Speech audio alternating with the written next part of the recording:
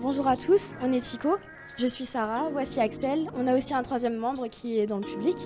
On est actuellement incubé à l'incubateur de l'INSEC, l'IncubINSEC. Alors en septembre de l'année dernière, on entrait en dernière année de notre cursus ingénieur à l'ECE et on devait faire un projet de fin d'études. Et donc on s'est dit, ok, on va essayer d'aller le plus loin possible avec ce projet. Donc on s'est dit, autant faire un projet qui nous tient à cœur. Et donc on a décidé de faire un projet sur les océans parce qu'on est passionné par les océans. Plus précisément, on a décidé de se focaliser sur la sensibilisation aux océans parce qu'on s'est rendu compte que beaucoup de personnes aujourd'hui n'ont pas conscience de l'importance de préserver les océans. Et donc... Comment ? Quel outil ? Par quels moyens vous avez réussi à atteindre Et donc cet notre objectif ? problématique, c'était comment sensibiliser le public aux océans. On a décidé de se focaliser sur les aquariums, de commencer par les aquariums parce que c'est l'endroit idéal pour découvrir ce magnifique écosystème qu'est l'océan. Donc on s'est rendu à l'aquarium de Paris et on a envoyé, vu que c'est l'aquarium le plus proche de notre campus, et on a envoyé des questionnaires à plusieurs autres aquariums français pour identifier le problème des aquariums et savoir comment les aider. Et donc ce qu'on a constaté, c'est qu'il y avait deux problèmes principaux, enfin deux pain points principaux.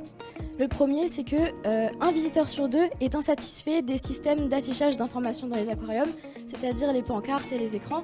Soit il y a trop peu d'informations, soit il y a trop d'informations, et parfois il n'y a même pas du tout d'informations pour certaines espèces. Le deuxième problème, c'est que les aquariums peinent à sensibiliser et à éduquer leurs visiteurs aux océans.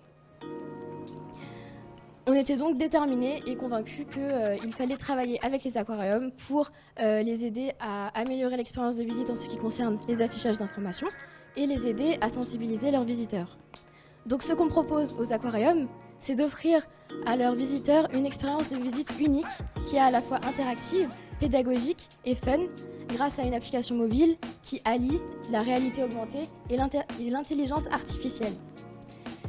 Donc notre application, elle permet aux visiteurs d'interagir avec les bassins grâce à une application qui permet de la reconnaissance en temps réel des espèces.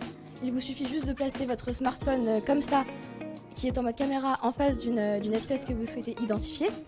Une fois que l'espèce est identifiée, vous avez accès à une fiche d'espèce qui vous procure des informations sur cette espèce et à des informations sur la protection des océans. Mais surtout, le but ultime de l'utilisateur, du visiteur, ce sera de trouver le maximum d'espèces possibles dans l'aquarium pour compléter son aquadex, une collection d'espèces, comme le Pokédex dans Pokémon pour ceux qui ont la référence. À cela, on ajoute un système de dons. Pour chaque espèce que le visiteur va trouver, on va reverser une petite somme à des associations qui œuvrent pour la préservation de la nature et donc le visiteur devient lui-même un acteur pour la préservation des océans. Tout ça fonctionne grâce à un modèle de reconnaissance d'images en temps réel. Donc ce modèle, c'est vraiment autour de lui que tout va graviter, puisque c'est lui qui permet la reconnaissance en temps réel des espèces. Donc pour qu'il fonctionne, ce modèle, il faut qu'il soit au préalable entraîné, et pour s'entraîner, il a besoin de data. Ces data, ça va être notamment des images. Donc prenons l'exemple par exemple d'un poisson clown et d'un requin gris.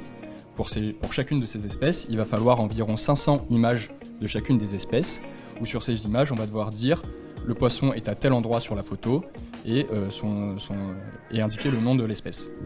Donc une fois qu'on a fait ça pour chacune des images, le modèle va pouvoir s'entraîner et donc apprendre à différencier un poisson clown d'un requin gris. Une fois que c'est fait, que le modèle est entraîné, donc il est capable de différencier ces deux espèces, la dernière étape consiste à exporter ce modèle et à le rendre utilisable sur smartphone. Donc c'est là que ça se complique, puisque un modèle de base entraîné est très gros, très volumineux. Et sur smartphone, pour rentrer dans une application mobile, il faut au maximum le compresser pour que ce soit utilisable. Donc là, on a dû trouver un compromis, puisqu'il existe un grand nombre de modèles de reconnaissance d'images. Il y en a des très lourds et des très performants, et à l'inverse des moins lourds, mais qui reconnaissent moins bien. Donc nous, notre compromis, ça a dû être de trouver quelque chose qui puisse être exporté sur mobile, mais qui en même temps offre un niveau de performance assez élevé pour pouvoir reconnaître un grand nombre d'espèces dans les aquariums et différencier des poissons qui potentiellement se ressemblent un petit peu. Donc aujourd'hui, où on en est ?